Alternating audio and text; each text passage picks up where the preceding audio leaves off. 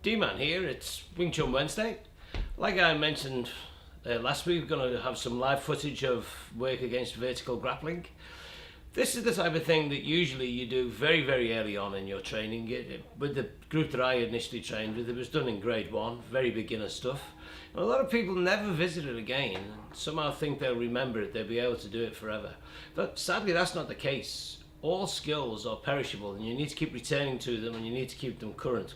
There's nothing in Wing Chun we can leave behind. From day one, everything is very important, everything is rock solid. So you need to get in and practice it and make sure you don't lose it. So we'll have a little look at these and hopefully they'll be of use to you.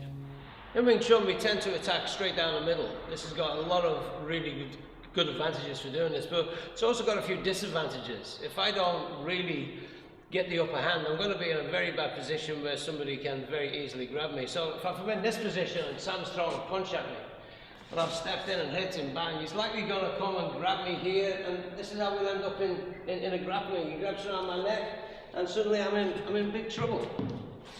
So one of the things we really must do at all times is maintain our spine nice and straight, maintain the small anal contraction, and maintain my navel coming in. This should make my structure that much more firm, should make it almost impossible for him to bend me. So we have a similar situation again.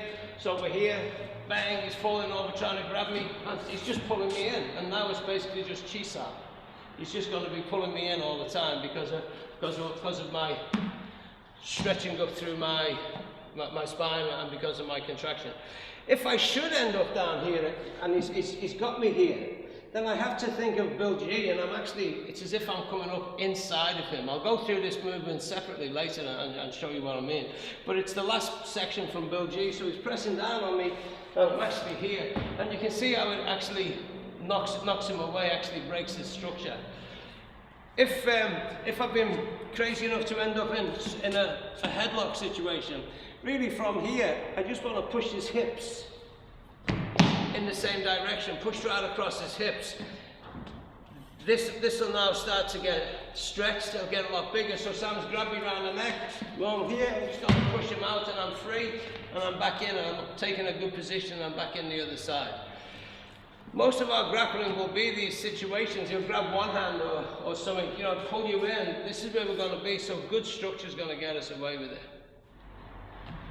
So, like we were talking about, situations that you'd be in, grappling in Wing Chun, it's going to be more someone's just grabbed you. It's not going to be rolling around the floor and trying to do with somebody putting a guillotine or a scissors lock on you.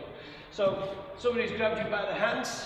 Obviously, we're going to do everything slow so we can look at it. In reality, you'd need to do it as soon as they go hold, and you'd need to be quite aggressive. The human thumb is a weak spot, so from here I just attack him through the thumb, and then I can be making through. Whether I go one or two hands here, again, all I'm doing is making sure that I'm hitting his hand so it's coming out across the thumb. If I do it this side, you can see I'm parrying that hand, it's forcing the thumb off. You can see I'm parrying that hand, it's forcing the thumb off my hand. Same if he's got me around the throat. From here, it's just peeling him off. It's essentially this part of Silentile. The forearm is actually coming in naturally in the shape of the tarnsal, so this is what's doing it. So when it's there, it sounds like hold quite tight, just have it out there. It doesn't matter where his arms are. Trying to come to the middle, works against him. I can turn him around with a Hun Sao. I can get in and start attacking and taking control of the situation. Again, from this situation, I can look at just pressing him down with my hand to free that.